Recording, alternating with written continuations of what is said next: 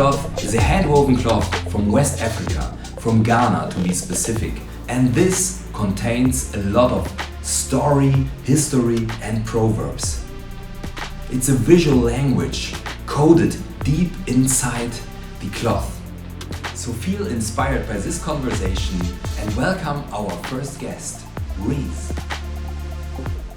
So maybe you can tell us a little bit about maybe when was the first time you got to know Kente, or was Kente something that you knew from a child or when did you meet the first time maybe the weavers or a village where they produced Kente, and what was it in the beginning for you? For me, I feel like I'd always recognized Kente from a young age as a traditional garment or cloth of some sort, or something that held value for Ghanaians as a whole. And I wasn't sure what it was about the cloth, apart from its vibrancy, its like message, but I wasn't even totally aware of that. I just was aware that it was used in certain festivals or very special occasions. So I feel like as I grew up, I started to get to understand its importance, because I think when I was in primary school, we had different stories about kente and spiders that helped the weavers understand how to weave, and there were even songs about where kente came from.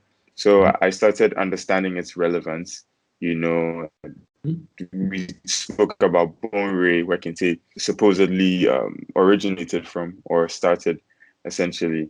And while in primary school, we talked a lot about these things. So I feel like my passion to start to understand this on a different level, I feel started when I went to college, because I became more aware of the fact that as Africans, a lot of the stuff we were doing weren't continued primarily because of colonization.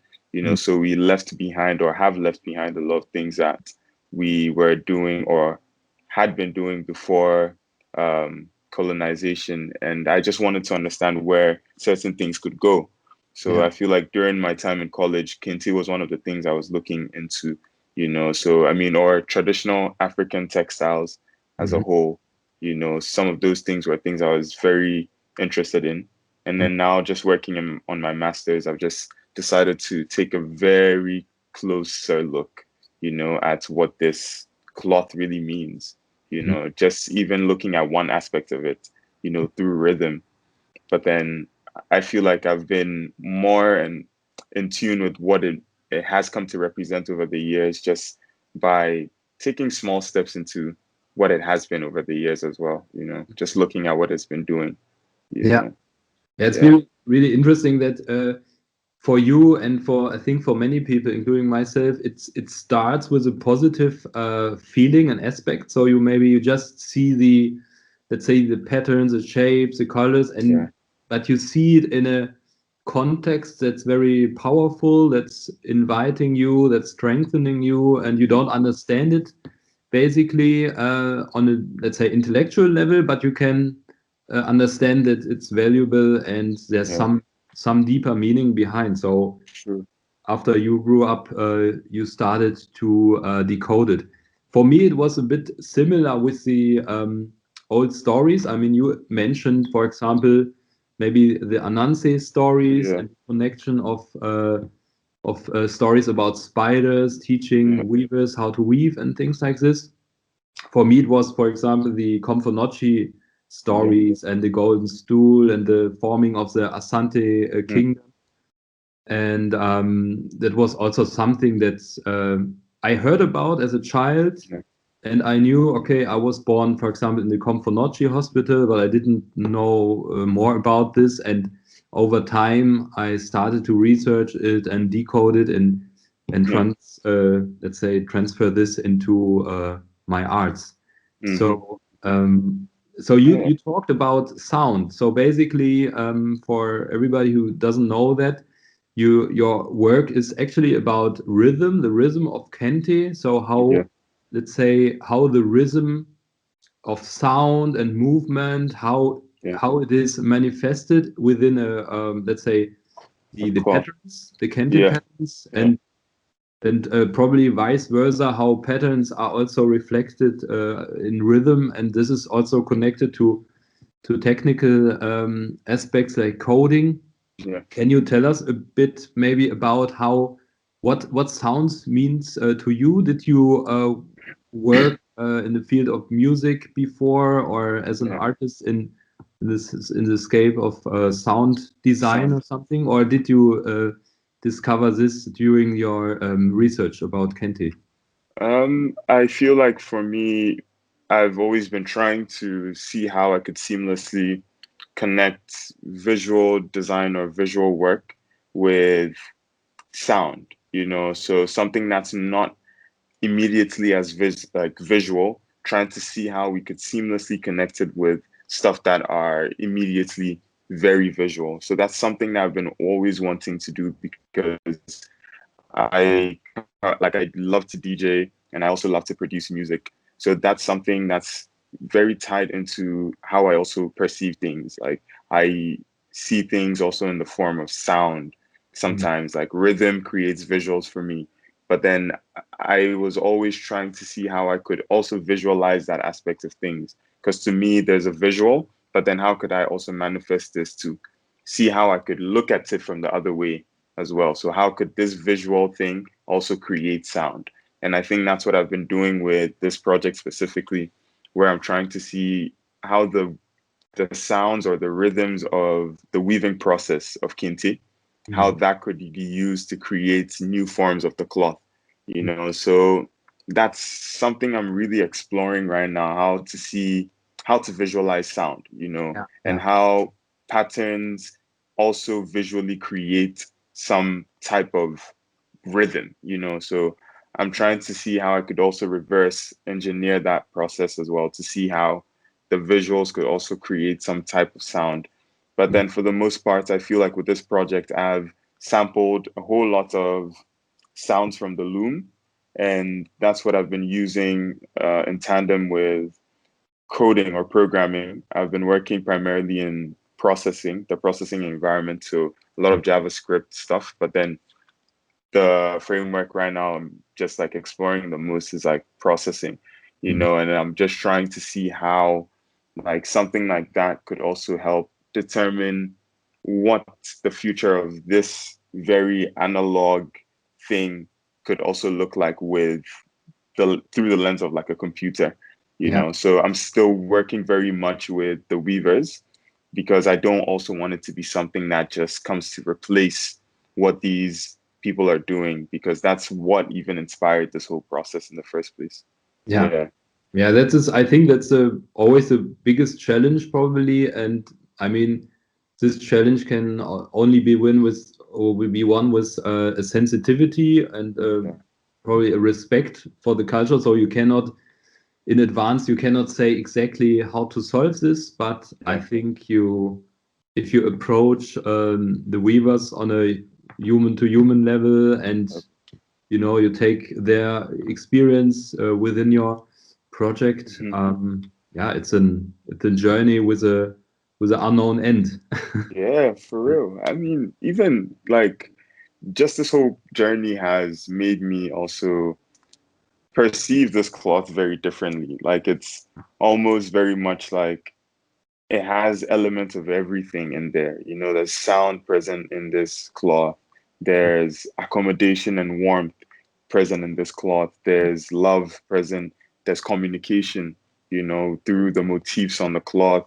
Yeah, And it's almost like this total work of art. I feel like maybe in German it's called Gesamtkunstwerk or something like that. Like this all round thing. yeah, Like it's not just, oh, a cloth that it's not just a garment, it's yeah, more than this thing that we've perceived as, oh, just a cloth. And I think that's one of the things that I'm very like addressing in this project, like how it has just been easily replicated over the years or quite recently, and it's losing its that type of value or understanding where it's just now a print, you know. yeah, And I feel like getting more perspective from the weavers will also help me like push this project, you know. That's why I feel like we still pretty much need them. Mhm. Yeah.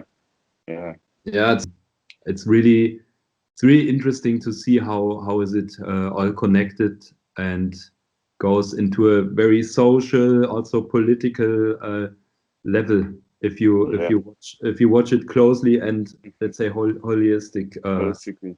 Yeah. yeah, that's really interesting. So when you let's say when we talk about Kente, maybe you have some insights. So basically, I mean, a Kente stripe. Yeah. Um, you told me. I mean, this is for Yeah. male people. It's like a Hmm. 28 stripes are Yeah. attached on Yeah. each other, and you have different kind of Hmm. motives Yeah. on the stripe. So these make up, let's say, a story. Or can you tell us a bit Yeah. about meaning of Kente and how where does it come from or how is it used? Word. So I mean, at least from what I've researched and what I know, um, it's typically made up of 28 strips, you know, and for males it's probably I think 26 and for females 24. But then every strip is I think about 4 inches wide, and sometimes I feel like the length varies as well. But then typically every strip also has, or every cloth is made up of about 39 motifs.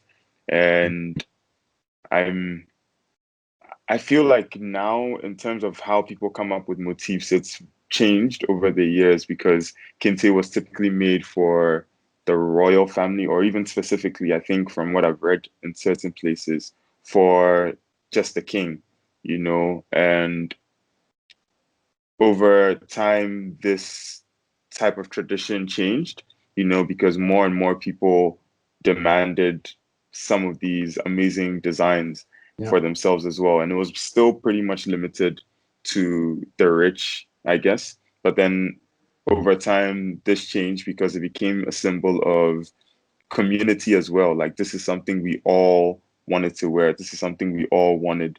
And the motifs typically came from the weavers as well, like coming from different experiences over time and different just ideas or different ways to praise like different people, I guess, or their god or their king, you know. So now that's what I'm actually exploring, how are designs made now, you know. So I'm currently actually working on a documentary as well to get some of these insights as to how designs are Mhm. made, you know, because there's no longer just a certain group of people that work into, you know, even when it wasn't just limited to the Ashanti region. Like over time, it's spread out of that space, you know, and there are also different people that also make kente. So you go to the north, they have their own type of kente, or you go to the Volta region, and This they is all like have, right yeah, in North. Hmm? yeah. So I mean, in Ghana, like they have, yeah, all these different Yeah, regions that also are known for making kente, have their own type of kente, you yeah. know. So they have different types of motifs that are very specific to them, or different types of ways that they weave certain cloths, or yeah, How yeah, do you essentially. do you think there's let's say a very specific stuff about Kente motifs, or is there, let's say, a blurry line between, for example, in the north they have this batakari, right? The Hmm. stripes, the stripe kind of weaving with bigger stools. Yeah. Is this would you also consider this Kente, or has it the same origin and Yeah. similarities? Yeah, so I feel like that's a type of kente, Yeah, and um, yeah, I think even so too. with even with very early kente designs, you could still see this element of just stripes and of Mhm. differing like widths or differing lengths depending on how you're looking at it. But then those were also very, like, it still hasn't changed. Like it's still been this idea of 28 strips or 26, 24, and over time the motifs that got added also changed the meaning, because now there was also color added, and from what I've read, there's a point where there wasn't any color on Kente, it was solely black and white. And even thinking about what that could be like, you just have this limited color palette. What else could you add to add meaning or just some more understanding? So I'm sure motifs and even other symbols were added to start giving meaning to these cloths from the weaver's perspectives, I guess. But yeah. And do you think, I mean, first of all, it's something the weavers, they create something and they give it out to somebody, Mm-hmm. Do you think also the weaving process has a, let's say, is changing also the weaver in some sort of Yeah. thing? So it says some, some, let's say, it's like yoga, for example. It's like Mm-hmm. a practice, like a asana practice or something that changes something within Yeah. the weaver, himself and or Mm-hmm. herself. I mean, in the north there are also Yeah. female weavers. Yeah, I mean that's even like something to even talk about after. But then to begin with, I feel like now the weaver is that I'd say the average weaver is having to play this role of being commissioned to make certain types of designs for people. So there's no longer a very strong culture of new designs constantly being made or constantly being thought of, or Mhm. for at least like to my knowledge.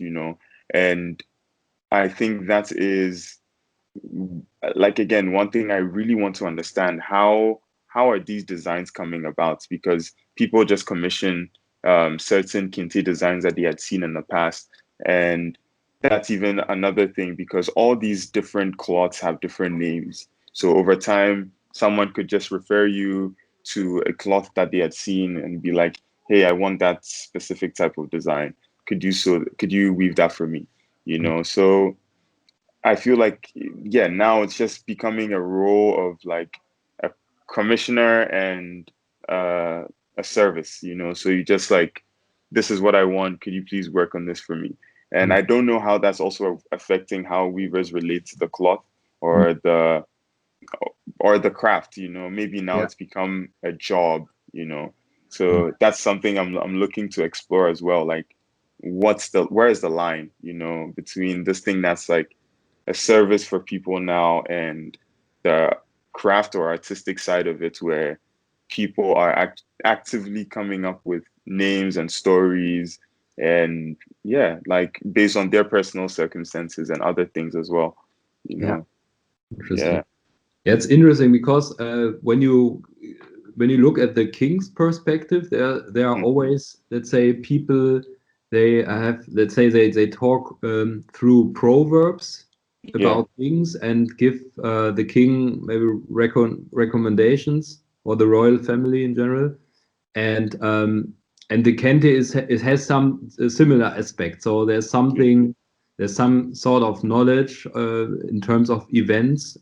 coded within, that gives something like advice or something to learn, something Yeah. you learn about the history. Yeah. And yeah, you just or we just talked about the, let's say, the gender role. So Yeah. how was it before and how is it now? Because Kente is mostly known as a male A male craft, dominated. and Yeah.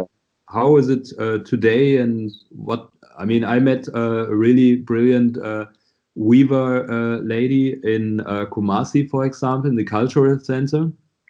So it has changed. It's Mm, not longer a male only a male dominated. field. Yeah. I feel like for a very long time it was like that, also based on certain cultural beliefs or certain things that people had come to agree on, that this is Mm. what will happen if a woman was to weave. And it was also in some ways just like pure like misogyny, Mm. basically, because it was like, these are the people that are supposed to take care of the kids at home. who's going to do that if they're spending long hours at the loom? You know, so the man does not want to do that. They'd rather the wife stays at home and cooks and takes care of the kids while they weave, you know, for long hours. You know, so it was just like a way to prevent women from actively even wanting to explore that, because it was going to affect the household essentially in their minds. And yeah, that was one of the main reasons why, like, it wasn't even encouraged for women to do that. But I think it's changed over time because there have been very strong advocates for women to weave, like, you know, because it shouldn't just be limited to men. You know, everybody could even bring a unique perspective to how things are woven at the end of the day. But if it's only from men, we're gonna have like a very similar perspective. So I'm sure that plays a role in how things also are designed. And I feel like another thing is the fact that it was also something that started being taught in schools. You know, University of Ghana. No, I mean, KNUST, sorry, does have courses. You know, I'm not sure about University of Ghana, Legon, but then I know Kwame Nkrumah, KNUST, they have courses where they actually even go to Bone Ray to study very closely with like master weavers as well. So that's something that I feel has changed the way people also related to it's being just like a male dominated like craft or sphere in general. Yeah. Yeah, interesting. So maybe you can, I mean, I have seen you have already a website online where you really expose in detail your, let's say, your knowledge and process about, I mean, step by step, how you approached the research and your master's thesis about the connection of rhythm and Kente patterns. Maybe you can tell us what are the next steps, or where are you right now, and how will you finish your project, or is it Right. something you finished nearly? At the moment, I'd say I'm probably like 45% done. There's so much more to do because even I started this whole project when I was in Basel, and being in Switzerland and trying to connect with this cloth from Ghana is very daunting. Like, it's not easy because you don't actively get to interact with the cloth as much. And a lot of things that you're saying are from past experiences and past feelings. But then when I came here, I feel like my perspective on a lot of things like actually changed, because when I was in Basel, I was doing a lot of coding and tests and I was excited about results I was getting. But then I immediately came here, saw and felt the cloth again, like in different ways or different types of cloths and some of these new designs. And I'm just like, yo, how could how could someone even want this to be replaced by like technology in the first place? And like that also changed my perspective on like how I was also approaching my project, you know. So now I've like down the line, although I came up with different ways to visualize the kente based on the sounds, I have reached a point where I'm looking to come up with something that best helps the weaver's work, you know. So one of the things I've thought about is a motif picker that allows people to select a number of motifs or types of motifs randomly, you know, that they want to see on their cloth. And for me, I thought that this would help the process of actually designing or weaving some of the cloths, you know. So it's something that would be happening in the background as they actually weave something, because it's based on the sounds that they're making, you know. So I'm still also talking or working with the weavers to see how we could come up with something that they actually need. And, you know, maybe sometimes to, for me, I'm coming from a different point where I feel like they need something, but maybe they actually don't even need anything, you Yeah. know. So it could actually get to that point where I've done this research, which is not wasted. I've learned a lot, but maybe at the end they don't need anything that I'm trying to work on right now, and that's totally fine, you know. So I'm just like at a point where I'm still exploring and talking with the weavers and actually documenting So I'm trying to work on this documentary for real, like, yeah. That is great. And you also you had one master weaver. I think his name is Mandela, right? Mandela. Yeah, So maybe such a cool dude. can you tell us a little bit about his story and Yeah. you know? Oh, yeah. So Mandela, I know Mandela through my brother and my brothers and my mom's business, House of Stole, and they are basically a link between weavers in Ghana and commissioners, I'd say. People that want Kente, but then initially they started, or they began with stoles, graduation stoles, Mm. and they were making stoles for different schools for graduation, and they slowly branched out into other things apart from graduation. And now they're opening up a Kente shop as well. And they're all handmade and handwoven stuff. And Mandela happened to be one of the first, or actually the first weaver that they worked with. And it's, I wouldn't say it's tremendously, I feel like also boosted his sort of relationship with Kente, because he's had to do certain things that were probably very different from things that he was used to, but then it still also changed the way, or at least like aided or added value to what he was already doing. And that's what also caught my attention, because it was clearly something that was helping like keep them active in this field, rather than something that just like totally replaced them, Mm. So I think that's actually even what has also inspired me to try and see how we could further push this like type of like craft, because there's so many things that, again, due to colonization, have been erased. And if we have recognized that Kente is one of the things that we love, then let's try and push it. So I feel like that's how I got to know Mandela. And at the moment, he's like our guide, our guide and our guy. He's taken us around. And yeah, I feel like a lot of the story or in the documentary is going to be told from maybe his perspective, as well as two other master weavers that House of Steel works with. Yeah.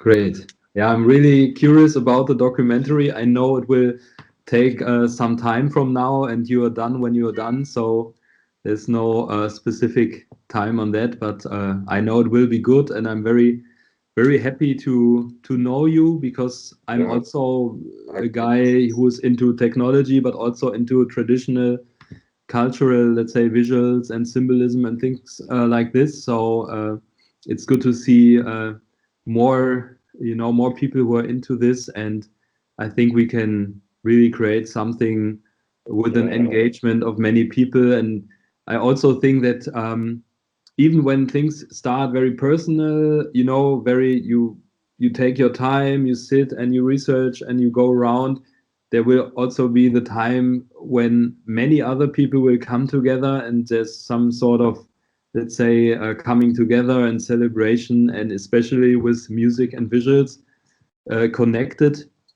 I see there's a lot of positives impact for, let's say, community strengthening, or just people having a good time and come together. That's very, very Yeah. important with this too. It's so important. I mean, like, even through just working with Kente, I've realized how um, language is, like, even for me personally, like speaking English is something that has also shaped the way I think about certain things. And Kente being a means of transmission, like of like conversations or ideas or even historical events or people's feelings.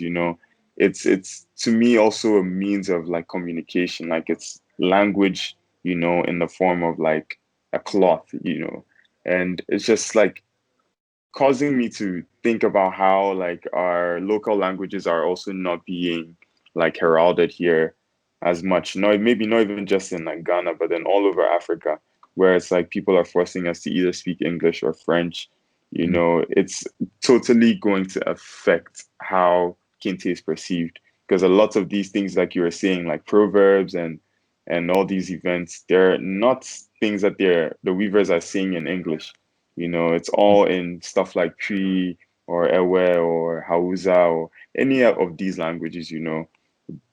And if we don't speak those, I feel like Kente is not really going to hold its meaning as much because we're all not going to be understanding or just wearing things blindly, you know. Mm. So I feel like that aspect of things also affects how we relate to some of our traditional stuff or even our own art, you know, Mm. to begin with, you know, language in general.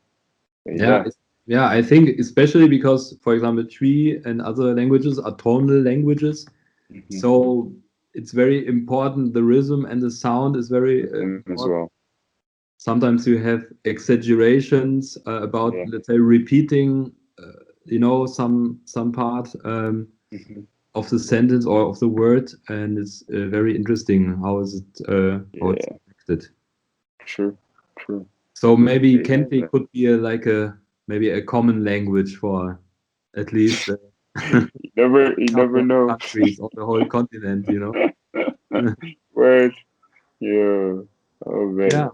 very interesting. So yeah, cool. Then Uh, thank you so much thank for you so taking much your for having me. time, and I hope you out there you had an inspiring let's say session, and yeah, can maybe transfer this with your own life and projects, and yeah, I hope to chat with you back Yeah. again very soon, and Real. all the best Likewise. for your project, for your master's project. Yo. Let us keep updated. Yep. Thank you. Thank you, man. I hope you enjoyed our interview with REEZ, so stay tuned for the next episode. Thank you.